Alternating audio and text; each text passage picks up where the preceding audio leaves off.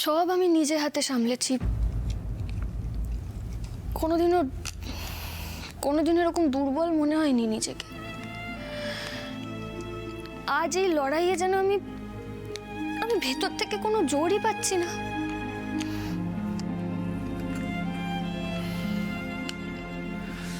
জোর পাচ্ছ না কারণ এটার সঙ্গে কাকুমণি জড়িয়ে আছে।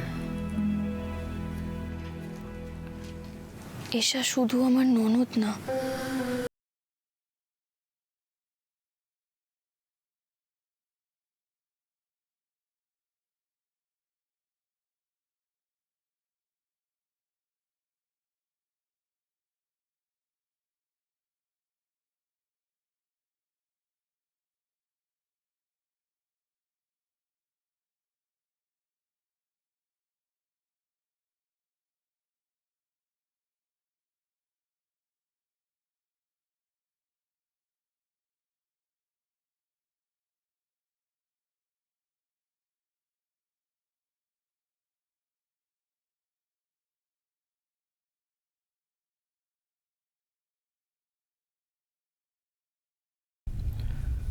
আমি জানি সেটা। মহাভারতে কুরুক্ষেত্রের যুদ্ধে সামনে প্রতিপক্ষ হিসেবে নিজের আত্মীয় স্বজনকে দেখে অর্জুন অস্ত্র রেখে দিয়েছিলেন। মনে আছে তোমার? মনে আছে। অর্জুন বলেছিলেন যুদ্ধ করবে না।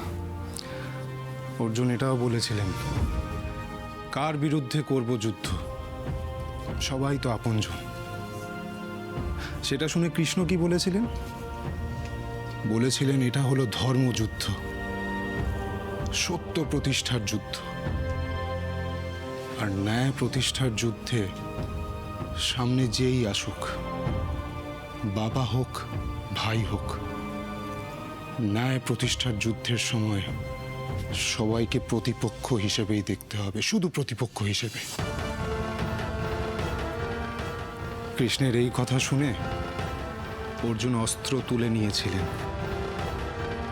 আমি কি পারবো না সত্য প্রতিষ্ঠার লড়াইয়ে অর্জুনের মতো আবার হাতে অস্ত্র তুলে নিতে?